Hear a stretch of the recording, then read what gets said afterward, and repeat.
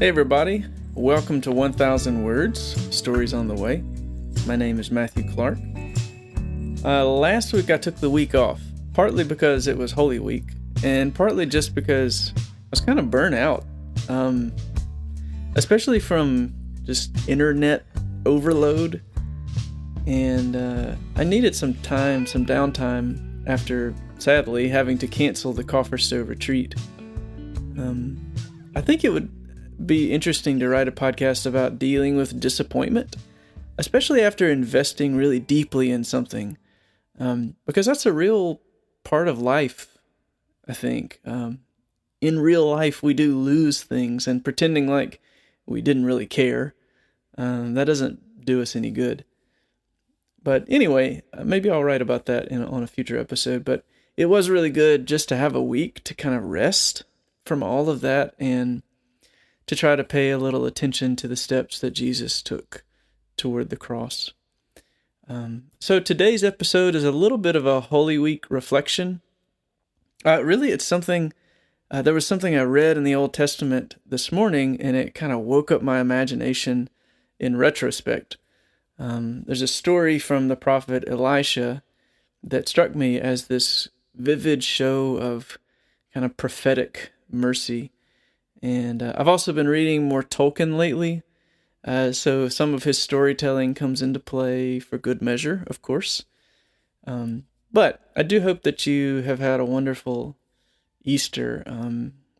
There's so much to say about Easter, but it's just incredible the kind of hope that we have against what would otherwise be, this circumstance of just absolute despair, and now it's not. So everything is different now, thank the Lord. But one last thing, I wrote and I recorded a new song for Easter. It's called Meet Me Here, and it's online now. It released Sunday. It's on Spotify and iTunes and all that. So I'm just going to let that song play at the end of this episode to close out this episode. One other last thing, I'm planning my fall house concert tour. I'll be hitting the road from August 1st solidly through November 1st. I'll be traveling all over the country. If you'd like to host, or if you just want to find out more information, you can email me at matthewclarknet@gmail.com. matthewclarknet@gmail.com. You can also visit my house concert information webpage at matthewclark.net/house concerts. And one more last thing.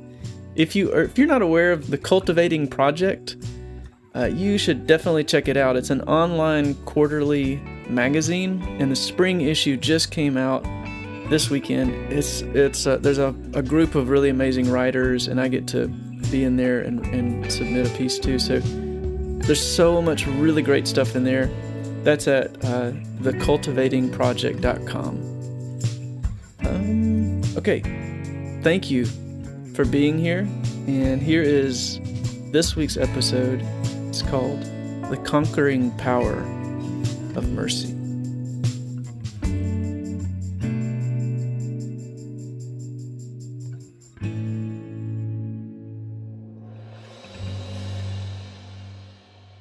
Shall I kill them?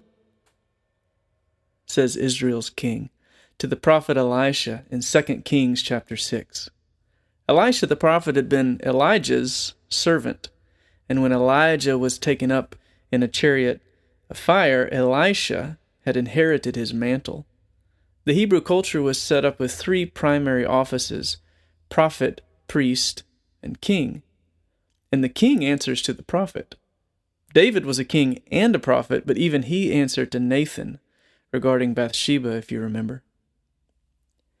After Solomon's son Rehoboam split Israel in two, Israel in the north with its capital in Samaria, and Judah in the south with its capital in Jerusalem, Elisha was one of the prophets in the northern kingdom, which is called Israel. In this particular story, he's been warning Israel's king about the king of Aram who's making war. Be careful not to go such and such a way. The king of Aram is planning to be there, Elisha would say. And so Israel kept eluding their enemy. This obviously frustrated the king of Aram, and he's convinced there's a mole. Israel must have some inside man in his ranks. It's like they know his very thoughts. They anticipate every move. It's the king of Aram's own men who tell him about Elisha the prophet. So the king sends an army to get Elisha. It's a fascinating scenario to me. One man is bent on war. He's determined to pick a fight with Israel. And this one man, God's prophet, keeps pulling the rug out from under him. Naturally, the king decided to go after Elisha, and Elisha knows just how to defeat these warmongers, these men determined to make war against God's prophet. Elisha waits for the enemy to approach. His servants are terrified. They can't figure out why the master is so calm. Elisha prays that they might see what he is seeing, and suddenly the reality of God's supernatural army becomes visible to them. They had no idea the hosts of the Lord were even there, but they were. The king of Aram's biggest and baddest are marching forward, and Elisha prays that God would blind them. They go blind. Elisha ends up leading the blind army directly into the heart of the capital city, where they are captured. No battle is engaged. No one dies. They are all captured alive in the heart of enemy territory. And Israel's king is licking his lips with delight. This is marvelous. His enemy has been delivered right to his doorstep, and he says, "Shall I kill them?" I can imagine him nodding his head excitedly towards Elisha as if to say, Right, it's time to kill them. If I just stopped the story right there, how would you write the next few moments if it were up to you? If this were a movie and I hit pause right here, what happens next? How would you map out the trajectory of victory from this point forward? It's time to kill them, right? I often wonder what facial expression, tone of voice, and body language are going on when I read these passages. I imagine Elisha may be looking startled or incredulous, furrowing his brow as if to say, "Kill them? What? Why would you kill them?" Elisha's response is to cook the army a big dinner and send them home. And that's exactly what happens. And the raiding bands stop harassing Israel. At least they do for a time. Of course, the next paragraph picks up with more of the same. Humans doing what humans do when left to their own devices, which is to say, their own vices. But for a moment in real human history, when he had them right where he wanted them, mercy stands up and says, you could use war to end war, or you could offer kindness that might inspire a change of mind. I don't want to be naive. In any relationship, trust is not based on nothing. It's based on good information about a person's behavior. So I'm not saying that mercy and trust are the same thing. We can show mercy wisely to someone we don't trust. We can be merciful to someone knowing we would never allow them to babysit our toddler. The striking thing to me is that given a chance to strike, Elisha didn't. There are other times when it goes differently, but it seems to me that even this show of mercy is a kind of prophetic enactment. Years later, Jesus would show mercy, when I would have thought he'd strike. His disciples in the events of Holy Week certainly expected him to strike. Maybe they were like Israel's eager king during Elisha's time. Shall we kill them? I can see Peter cutting off the ear of Malchus. I wonder if Peter, a career fisherman, even had any training with a sword. Is this the clumsy strike of a man jumping to conclusions about the way Jesus was going to deal with his enemies? I don't know. But when Jesus reattached Malchus's ear, I wonder if the same look of incredulity that spread across Elisha's face spread across Jesus's. A sword, Peter? Really?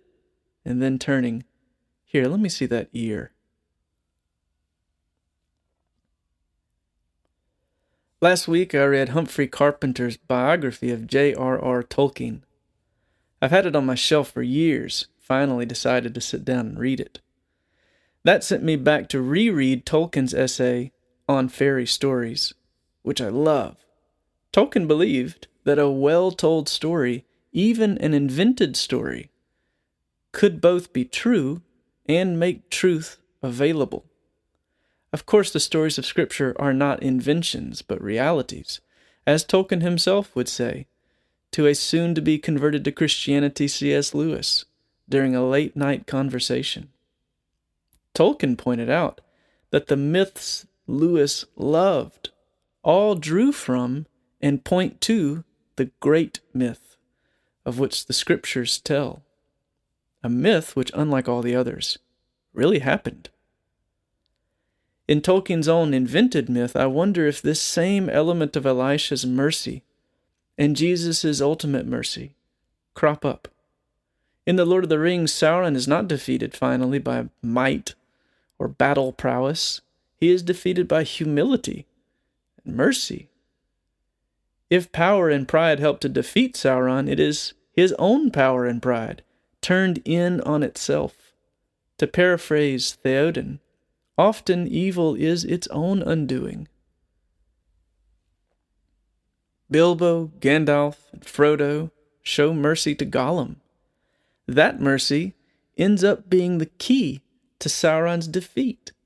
And he is defeated, not by a direct assault, but merely by the removal of the weapon he had put all of his trust in, the ring. When Sauron's weapon is judged by the fire, there is nothing left of him to endure. The pattern of mercy shows up across these stories as the true road to victory. In the true myth of Christianity, Jesus defeats sin, death, and the devil in similar fashion to Elisha's treatment of Aram's armies. He offers them a feast, his own flesh, and invites them to return, not to their old country, but home to himself.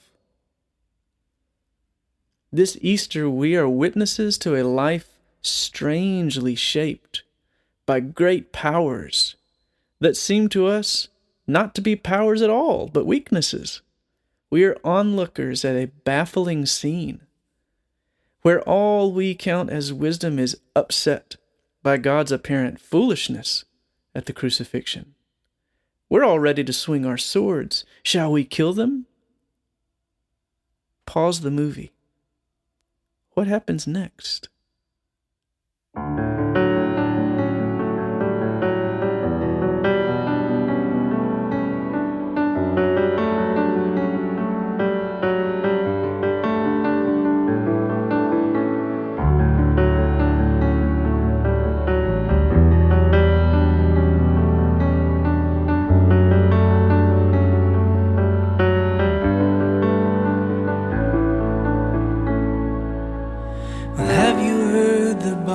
Explode and found no hole to hide in.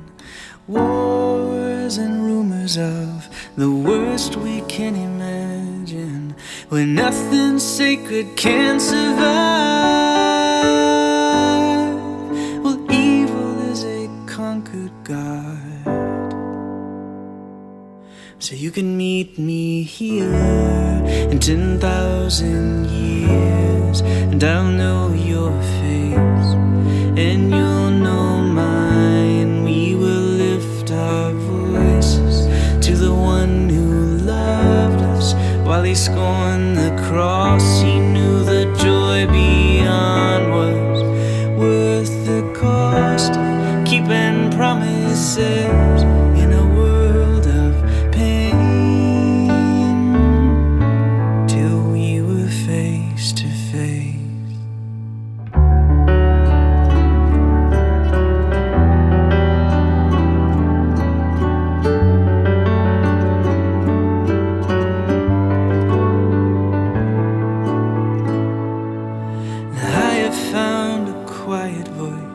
in the middle of the shouting, gentle in the violence, and as rooted as the mountains, and nothing of the fool I've been has managed yet to silence it. So speak to us all huddled here. We're refugees and children, and none of us is innocent. We're bloody just from living, and we are beggars at your door. We came here 'cause we heard your voice, and come and wipe our tears away, dearest friend of sinners. Jesus, kiss each worried face and wash us in the river. All the earth will see his might and blossom like a flower. Power in love in union sing that he has held us tenderly.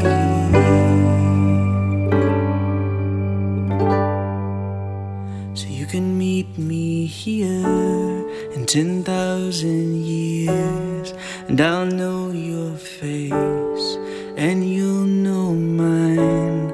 We'll lift our voices to the one who loved us while he scorned the cross. He knew the joy beyond was he would meet me here in 10,000